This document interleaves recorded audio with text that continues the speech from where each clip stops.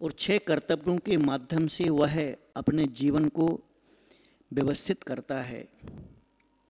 परंतु इन 6 कर्तव्यों के अलावा आचार्यों ने सोचा कि शायद ये श्रावक कमज़ोर होता जाएगा और 6 कर पाए या ना कर पाए, तो फिर 4 कर्तव्य बता दिए। दान, पूजा, शील, उपवासो। दान, पूजा, शील और उपवास। श्रावक को दान करना चाहिए, पूजा करना चाहिए, शील का पालन करना चाहिए और उपवास करना चाहिए, यह बता दिया। यह देखिए बड़े अचंभे की बात है, बड़े आश्चर्य की बात है कि जब हम 6 कर्तव्यों के बारे में चर्चा करते, 6 कर्तव्यों के बारे में बात करते हैं, तो वहाँ पर देव पूजा, गुरुपास्ति, स्वाध्याय, संयमस, तपा, दानम चेति गृहस्थानाम 6 कर्माणि दिने दिने।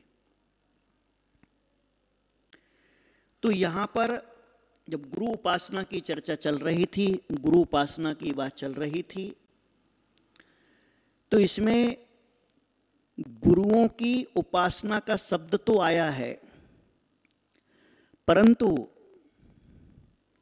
यह नहीं आया है कि कौन सा श्रावक या कौन सा गुरु। इसमें सभी श्रावकों के लिए सभी गुरुओं की मान्यता और पूज्यता बताई है। इसमें कहीं पर किसी एक ग्रुप, एक समूह के लिए बंधन में नहीं बांधा गया है। यहाँ पर 6 कर्तव्यों के बारे में चर्चा करते हुए जब गुरु उपासना की बात होती है, तो गुरु उपासना में वर्तमान समय में कुछ ऐसी विकृतियां उत्पन्न हुई हैं, भावनात्मक विकृतियां, मानसिक विकृतियां, वैचारिक विकृतियां। यह मतभेद द्वेष का रूप ले चुका है। यह मतभेद बैर, बुराई, आलोचना का रूप ले चुका है। यह मतभेद इतना बढ़ चुका है कि जैसे शिया सुन्नी संप्रदाय होते हैं जो आपस में एक दूसरे को तबाह करने में नहीं चूकते हैं या एक दूसरे के खून के प्यासे होते हैं, इस प्रकार से मतभेद, इस प्रकार से मन भेद हो चुका है। आखिर ऐसी विकृति का परिणाम क्या है? विकृति का परिणाम हमेशा विध्वंस ही होता है। यह परिणति कभी भी किसी भी काल में कहीं भी ठीक नहीं मानी गई है और आगे भविष्य में भी इसे किसी भी रूप से, किसी भी दृष्टि से ठीक नहीं माना जाएगा और इसके परिणाम भी अनुचित, अनुपयोगी और समाज को टूटने के अलावा, समाज के विखंडन के अलावा, परिवार के विखंडन के अलावा, लोगों के विखंडन के अलावा और दूसरा कोई इसका नतीजा नहीं है। गुरुओं की उपासना में जो विकृत गुरु उपासक होता है, जो मानसिक रूप से रुग्ण, मानसिक रोगी गुरु उपासक होता है, जो मानसिक रूप से निम्न स्तर पर गया हुआ गुरु उपासक होता है, वह वास्तव में धार्मिक होता ही नहीं है। वह पूर्णतः अधार्मिक, अशुभ और अनैतिक होता है। वह अपने आप को कट्टर सिद्ध करता है, बड़ी कट्टरता से जय जयकार बोलता है, बहुत ही उछल उछल करके, बहुत ही कूंद कूंद करके नारेबाजी करता है, परंतु उसकी वह नारेबाजी, वह उछल कूंद कूंद के जो चिल्ला रहा है, वह अपनी धार्मिक भावनाओं को व्यक्त नहीं कर रहा है, वह अपनी कट्टरता को, वह अपनी कठोरता को, वह अपने तोप के गोलों को बंदूक की गोलियों के जैसा ही चला रहा है, दूसरे का अपमान करने के लिए, दूसरों को नीचा दिखाने के लिए, दूसरों को दीनहीन सिद्ध करने के लिए। यह जो एक गुरु विशेष का, एक संघ विशेष का, एक मुनि विशेष के प्रति जो वह अपनी उपासना व्यक्त करता है, ऐसा कुश्रावक, ऐसा अज्ञानी श्रावक, जिसे श्रावक संज्ञा तो 3 काल में प्राप्त नहीं हो सकती है, वह कोई उन्मत्तवत व्यक्ति होता है, समूह होता है, जो कि एक गुरु की उपासना के लिए दूसरे गुरु की अवहेलना और अपमान करता है और उससे पीछे नहीं हटता है। यह विकृतियाँ बहुत बड़े रूप में व्याप्त हो चुकी हैं और इसे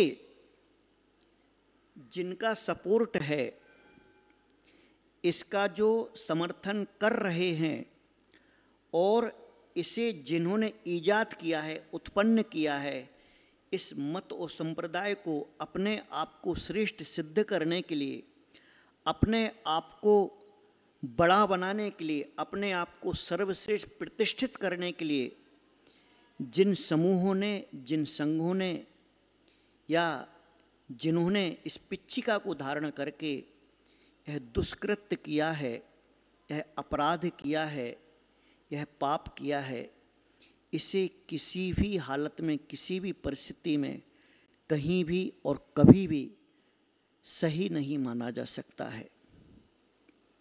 जिन्होंने किया है वे जानते हैं कि उन्होंने क्या किया है, वे अच्छी तरह से जानते हैं कि वे क्या कर रहे हैं, वे अच्छी तरह से जानते हैं कि वे एक संकीर्ण मानसिकता में दबे हुए प्राणी हैं, वे नैरो माइंडेड ग्रुप को संचालित कर रहे हैं, वे अपने एक समूह के माध्यम से अपने मिथ्यात्व का विकास कर रहे हैं, वे मिथ्या परिणति को आगे बढ़ा रहे हैं, वे एक ऐसी परंपरा को आगे बढ़ा रहे हैं जो साक्षात तीर्थंकरों के विरुद्ध है, जो साक्षात देव सद्गुरु के विरुद्ध है। एक घटना है, एक घटना एक प्रतीक रूप में है, ऐसी घटनाएं रोज कहीं ना कहीं होती ही रहती हैं। एक महिला को पूछा कि मैं तेरे लिए 3 दिन से देख रही हूँ, तो वो जो वहाँ पर गुरु बैठे हैं, वो जो नग्न दिगंबर साधु आए हैं, तू उनका दर्शन नहीं करती है, तो अर्घ नहीं चढ़ाती है, तो नमस्कार नहीं करती है, पूजा करती है 2-2 घंटे और रोज पूजा करती है 2-2 घंटे, आरती भी करती है और कभी कभी माला लेकर के बहुत देर तक आंख बंद करके भी बैठ जाती है। बात क्या है? तो बड़ी धार्मिक रूप में प्रसिद्ध है, तेरे लिए सब लोग समाज में बड़ा अच्छा मानते हैं और तू ये पाठशाला आदि में भी बड़ा सहभागिता करती है, बड़ा बच्चों को कुछ सिखाती करती भी है। आखिर तू ये बता, तू वो जो साधु हैं, तू उनका दर्शन क्यों नहीं करती?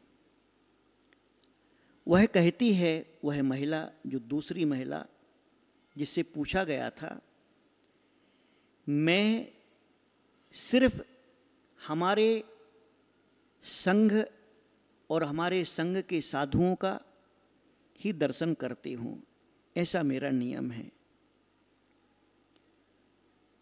वह महिला पूछती है, तुम्हारा संग कोई अलग से है और हमारा संग कोई अलग से है, ऐसा है क्या? वह कहती, नहीं, हमारे संग के साधु जो होते हैं वो एकदम शुद्ध आचरण करने वाले, निर्लिप्त, निष्प्रही होते हैं, इसलिए मैं सिर्फ उनका ही दर्शन करती हूँ। वह कहती है, दूसरी महिला, तो ये बताओ कि ये जो साधु तू 3 दिन से मैं देख रही हूँ, तू मुड़ के भी नहीं देखती, उनके पास जाती भी नहीं, उनसे कोई बात भी नहीं करती, दर्शन भी नहीं, इसमें दर्शन करने में तेरे लिए क्या नुकसान है? वह कहती, नहीं, हमें ऐसा ही सिखाया गया है, हमें ऐसा ही बताया गया है कि हमारे संघ के साधु ही सर्वोत्कृष्ट हैं, हमारे संघ के साधु ही अच्छी चर्या का पालन करते हैं, हमारे संघ के साधु ही सर्वश्रेष्ठ हैं, और उनका जो गुरु समूह है, उनके अलावा जो भी हैं वे हमें मान्य नहीं हैं, वे हमें पसंद नहीं हैं, मैं उनका दर्शन नहीं कर सकती हूँ, क्योंकि वे शिथिलाचार आदि से लिप्त होते हैं, इसलिए मैं उनको नहीं मानती हूँ। वह दूसरी महिला कहती है, ऐसा तुम्हें किसने सिखाया है? ऐसा तुम्हें कौन बताता है? वह कहती है, हमारे यहाँ जो आपस में चर्चा होती है, हम लोग, हमारे ससुराल पक्ष के लोग, हमारे मायके के पक्ष के लोग, उन लोगों का नियम है कि हम लोग सिर्फ जो अनियत विहारी हैं, जो मूलाचार का पूरा पालन करते हैं, जो चर्या का शुद्ध रूप से पालन करते हैं, जो किसी से कोई संबंध नहीं रखते हैं, किसी से कोई बातचीत नहीं करते हैं, सिर्फ ये हमारे ही संघ के साधु होते हैं। बाकी सभी साधुओं में वह बात नहीं होती जो हमारे साधुओं में होती है। वह महिला पूछती है कि तुम्हारे साधु अलग से कहाँ से हो गए? ये तुम्हारे साधु और हमारे साधु ये आखिर चलाया किसने है? ये तुम्हारे साधु और हमारे साधु को चलाने वाला निश्चित रूप से विकृत मानसिकता का, विकृत वाणी का, विकृत विचारों का, धर्म का विध्वंसक ही कोई व्यक्ति, कोई पुरुष, कोई उपदेशक हो सकता है, जिसने अज्ञान को परोसा है। उस अज्ञान के कारण, उस मिथ्या भाव के कारण, उस मिथ्यात्व के कारण तेरे लिए मिथ्या दृष्टि बना दिया है। क्योंकि जो निर्ग्रंथ साधु को देख करके उठता नहीं है, नमस्कार नहीं करता है, वह मिथ्या दृष्टि कहलाता है। तू ये क्या पाप कर रही है? वह महिला कहती, मैं नहीं, मेरा पूरा परिवार कट्टर है, कट्टर। तथा मैं जिस समाज से बिलोंग करती हूँ, मैं जिस समाज से आती हूँ, वहाँ भी यही एकमात्र मान्यता है, एकमात्र संघ की। हम लोग और किसी को कुछ भी नहीं मानते हैं। तो वह महिला समझाती, वह महिला कहती है कि देख, यह तो पाप कर्म का उदय है, यह मिथ्यात्व कर्म का उदय है, यह विपरीत मान्यता है, यह जिन शासन के विरुद्ध तुम्हारी धारणा है, यह जो तुमने सोच रखा है कि हम उन्हीं का दर्शन करेंगे, उन्हीं को मानेंगे।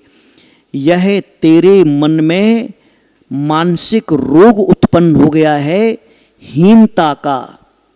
यह तेरे मन में कोई इस प्रकार का मिथ्यात्व का रोग जो अनादिकाल से चला रहा है वही वापस उत्पन्न कर दिया गया है। और जिसने उत्पन्न किया है वह स्वयं घोर मिथ्या दृष्टि, घोर जिसके पाप कर्म के उदय हैं, जिसके दर्शनावरण कर्म के उदय हैं, जिसने जैन शासन को नहीं समझा है, जिसने रमो लोए सब साहुलम को नहीं समझा है, नमोकार मंत्र के 5 पद तो रहने दो, जिसने रमो लोए सब साहुलम को नहीं समझा है, ऐसा वह कोई पापी पाखंडी ही बोल सकता है कि तुम सिर्फ एक संघ को मानो, एक संघ के साधुओं को ही मानो, बाकी के संघ के साधुओं की अवहेलना करो, अपमान करो। और तो और सुनो, ये जो तुमने प्रपंच चला रखा है, ये जो तुमने पाखंड चला रखा है, यह कितना घातक है। और तेरी ये जो मानसिकता है, तेरी ये जो विचारधारा है, तूने ये जो कहा है कि हम एक ही संघ के साधु को मानते हैं, उनको ही आहार दान देते हैं, उनकी सेवा भैयावृत्ति करते हैं, उनके ही बिहार में चलते हैं, यह घोर संप्रदायवाद है। यह जिनमत नहीं है, यह मनमत है, यह तेरा स्वयमत है।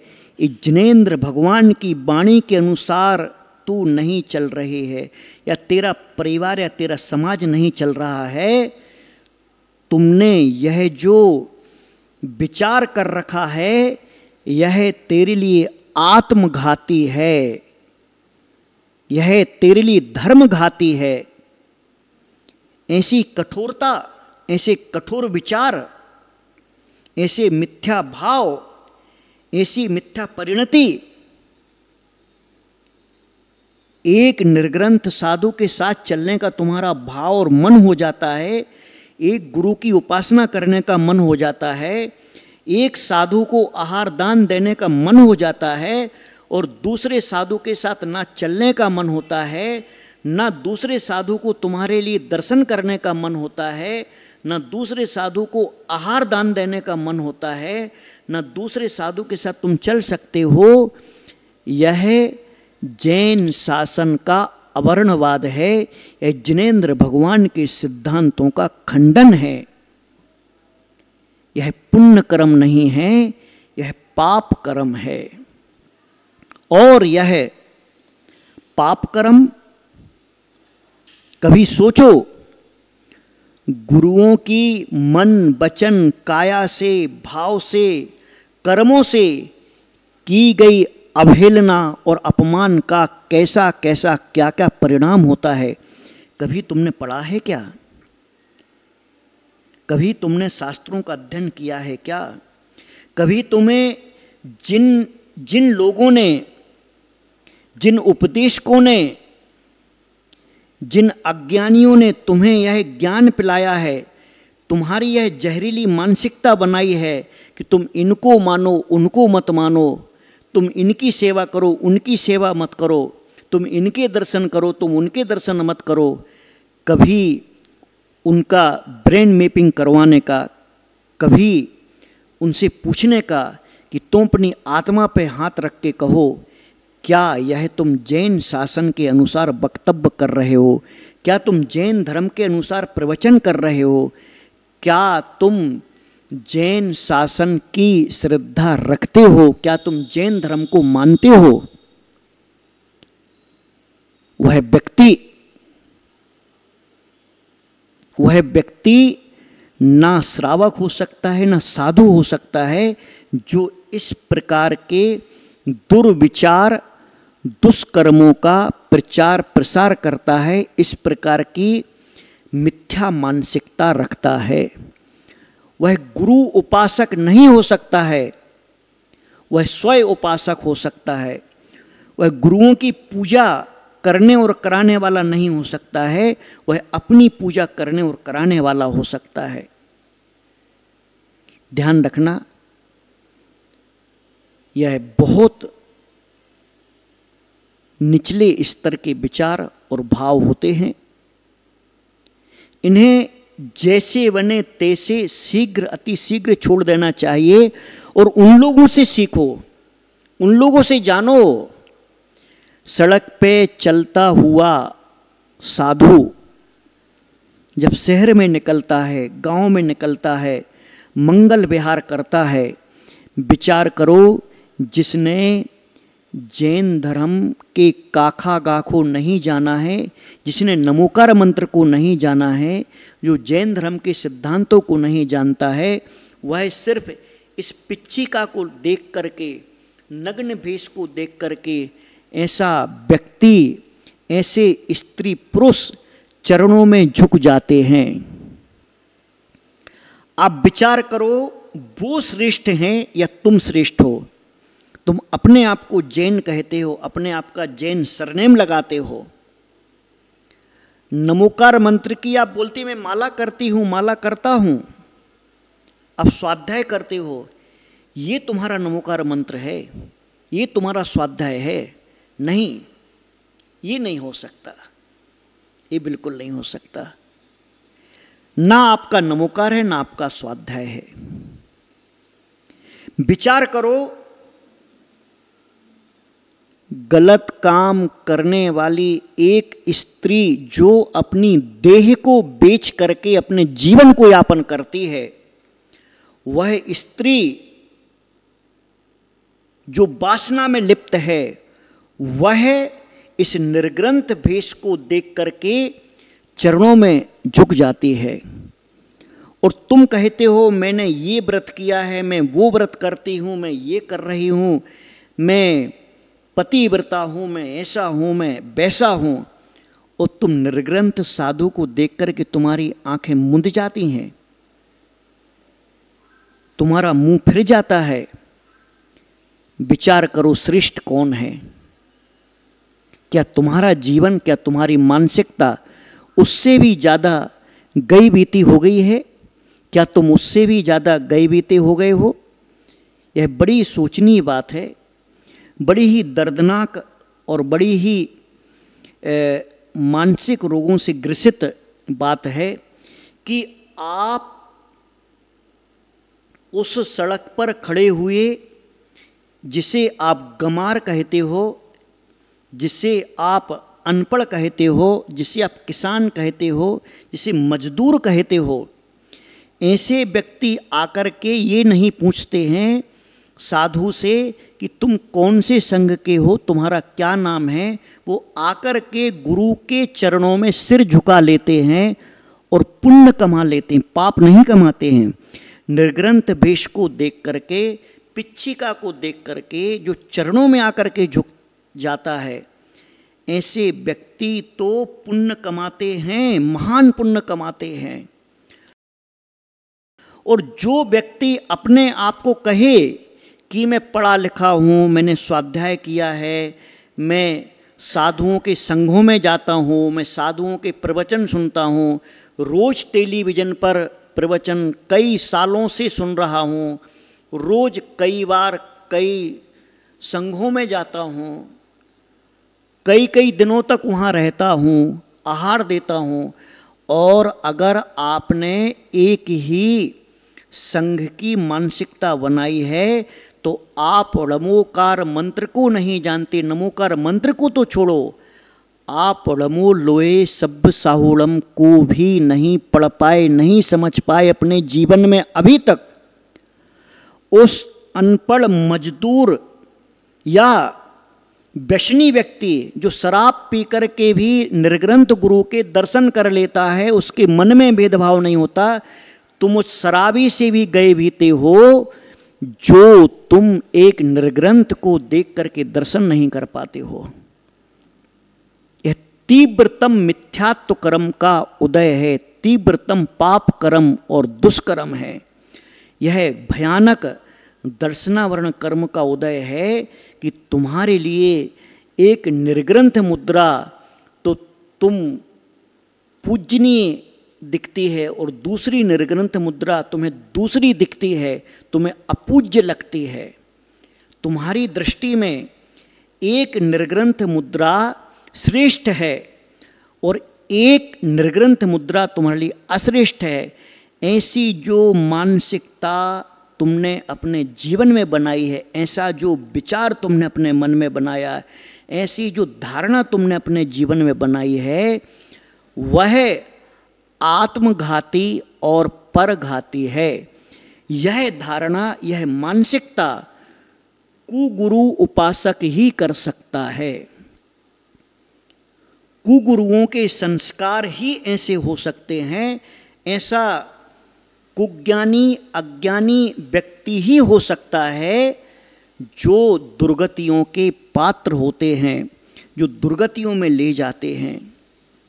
विचार करो, भाव करो, कभी सोचो कि आप जिस साधु को मान करके जिसको आहार दे रहे हो और जिसको आप नहीं मान रहे हो, या जो आपकी दृष्टि में जच नहीं रहा है, क्या वह व्यक्ति ठीक कर रहा है? आप विचार करो। आपकी नज़र में एक साधु को आप आहार देते हो, उस साधु को आप जीवन भर मानते हो और कहते हो कि ये मेरे महान गुरु हैं, मैं इनको ही मानता हूँ, मैं इनको ही जानता हूँ। क्या उस गुरु ने तुमको ये नहीं सिखाया? क्या वह इतना अज्ञानी गुरु है कि मेरे ही जैसे सारे निर्ग्रंथ होते हैं? अगर उसने यह नहीं सिखाया है, उसने तुम्हें बांध के रखा है, तो समझ लेना कि वह गुरु नहीं, वह कोई व्यापारी है या कोई छली कपटी है जिसने तुम्हें एक ऐसे जंजाल में बांध दिया है। जो धर्म के माध्यम से तुम जंजाल से निकलना चाहते थे, तुम वापस उसके चक्कर में फंस गए। क्या तुम्हें इतना विवेक नहीं है खुद के लिए? क्या तुम इतना नहीं सोच पाते हो कि सारे के सारे जितने भी निर्ग्रंथ गुरु हमारे लिए विचरण करते दिखते हैं, वे सभी एक ही बार तो भोजन करते हैं? क्या तुम्हारा गुरु एक बार भोजन करता और दूसरा का गुरु, जो दूसरा गुरु जिसे तुम नहीं मानते हो, वह 4 बार भोजन करता है? क्या तुम्हारा गुरु, जिस तुमको गुरु माना है तुमने जिसको, वह पैदल चलता है और बाकी के गुरु गाड़ियों में चलते हैं?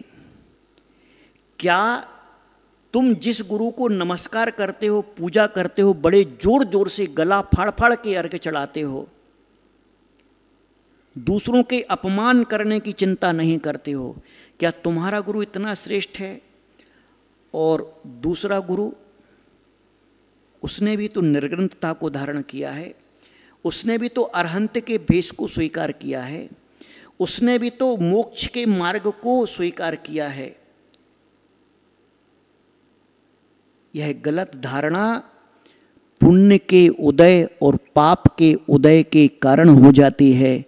अगर कोई, मान लीजिए कि तुम्हारे गुरु का तीव्र पुण्य का उदय है, बड़ा ही उसका यश कीर्ति नाम कर्म का उदय है, बहुत नाम चल रहा है, बड़ी भारी भीड़ जुट रही है, तो क्या तेरे गुरु ने अगर भीड़ जुटा ली है तो भीड़ तो भैया मदारी भी जुटा लेता डमरू बजा के। डमरू बजाने वाले और तेरे गुरु में अंतर क्या हुआ? अगर तू भीड़ से सोचता है कि उनके पास कोई नहीं है इसलिए वो छोटे हैं, और मेरे गुरु के पास हजारों की भीड़ है इसलिए मेरा गुरु बड़ा है, तो ध्यान रखने का कि सिनेमा में काम करने वाली जो नटी होती, हीरोइन होती है या हीरो होता है, वह कहीं सड़क पर एक बार निकल जाए तो तेरे गुरु ने जिंदगी भर में जितनी भीड़ जुटाई थी वो 1 घंटे में उतनी भीड़ वहाँ इकट्ठी हो जाती है। तो क्या तमाशा करने वाला तेरा गुरु है? क्या तमाशे के लिए उसने यह निर्ग्रंथ वेश को धारण किया है? अगर तमाशे करने वाला ही तेरा गुरु है तो तूने अपने जीवन को भी तमाशाई बना दिया है, तेरे जीवन को भी तूने तमाशवीन बना दिया है। वो भी तमाशा करने वाला और तू तमाशा देखने वाला, वो नाच रहा है, तू भी नाच रहा है, वो नचा रहा है, तू भी नाच रहा है, वो डमरू बजा रहा है और तू भी अपने आप में लीन होकर के, ऐसा गुरु नहीं होता। गुरु वो होता है जिसने संस्कार दिए हों कि संसार में जो भी इड़मो लोए सब साहुड़म है, जो भी यह निर्ग्रंथ के हाथ में पिच्छिका है वही पूज्य है हमारे लिए, वही मान्य है। ध्यान रखने का, इस बात को भली भांति सोच लेने का कि अगर तेरे गुरु का पुण्य के उदय से बहुत बड़ा नाम हो गया है तो तेरा गुरु जिनवाणी को छोड़ करके अगर मनमानी करता है वह गुरु नहीं है। मनमानी करने वाला ना गुरु होता है ना श्रावक होता है, ना श्रमण होता है ना श्रावक होता है।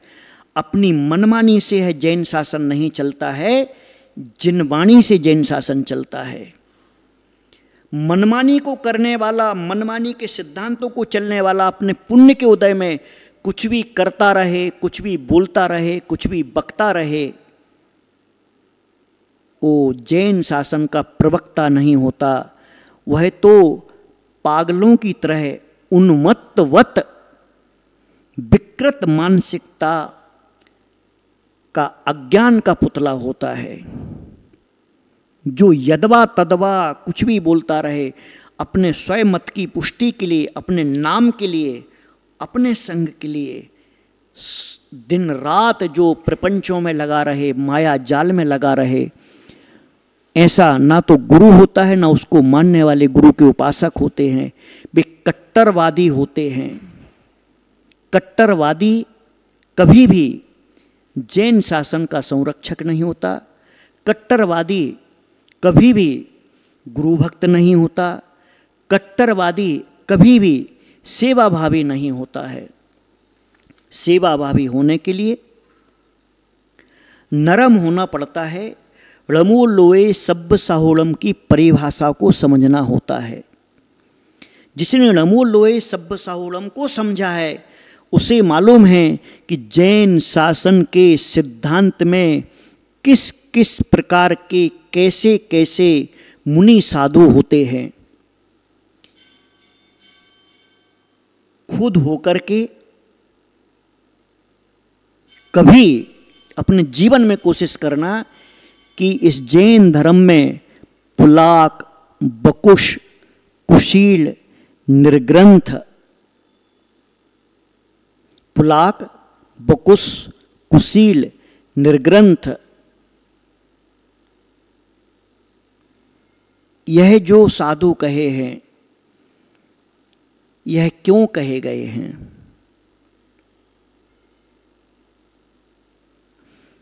स्नातक सबसे आखिरी में,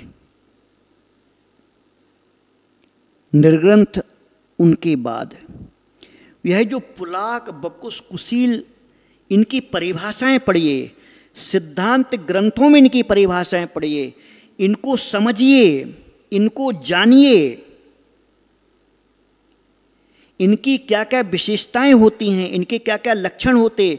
और ये पुलाक, बकुश, कुशील, निर्ग्रंथ, स्नातक, ये सारे मुनिराज, ये सभी प्रकार के भेद प्रभेद वाले मुनिराज साक्षात तीर्थंकर के समोषण में भी होते हैं, साक्षात तीर्थंकरों के समय में होते हैं। एक पैमाने के अनुसार या मैंने जैसा सोचा है वैसा ऐसा जैन शासन नहीं होता है। यह सभी मुनिराज चतुर्थ काल में होते हैं, साक्षात तीर्थंकरों के समय होते हैं, परंतु तीर्थंकरों ने उन्होंने ही इसकी व्यवस्था बताई है और ये आज से नहीं होते।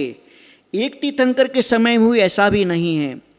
पूरी 24 या अनादि काल से जो व्यवस्थाएं चली आ रही साधुओं की, साधुओं के लक्षण की, साधुओं के स्वरूप की, साधु ये पांचों प्रकार के मुनि होते हैं। फिर उसमें मनोज्ञ आदि, बाल वृद्ध आदि 10 प्रकार के मुनि और कहे हैं। इन्हीं मुनियों में योगी, ध्यानी, तपस्वी होते हैं। इन्हीं मुनियों में अनगार होते हैं। हमें हमें जिन जिन साधुओं के बारे में जिस जिस प्रकार के वर्णन मिलते हैं, उनका अगर हम स्वाध्याय करते हैं, उनके बारे में अगर हम जानते हैं, उनके बारे में समझते हैं, तो यह मिथ्या धारणा नष्ट हो सकती है और धारणा सम्यक हो सकती है। अपनी धारणा को सम्यक बनाने के लिए आपको ळमो लोहे शब्द साहोळम को स्वीकार करने के अलावा कोई दूसरा रास्ता नहीं है। ळमो लोहे शब्द साहोळम के अलावा आप जो भी करेंगे, मानेंगे, सोचेंगे, एक पर्टिकुलर एक को पकड़ के बैठेंगे, बाकी का तिरस्कार करेंगे, तो यह साधु का तिरस्कार नहीं, यह जैन शासन का तिरस्कार होगा। इस साधु की अवहेलना नहीं, जैन धर्म की अवहेलना है।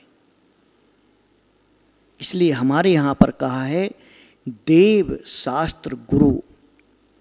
ये देव शास्त्र गुरु जो कहा है, इसमें कहीं भी किसी का कोई नाम नहीं है। इसमें गुण और विशेषताओं स्वरूप की पूजा की गई है। आइए अपनी धारणा को सम्यक करें, अपनी धारणा को पवित्र करें, अपने ज्ञान और मन को शुद्ध करके अपने जीवन से अगर विकृति है तो उसको हटाएं और उसके आगे बढ़ें। जैनम जयतु शासनम।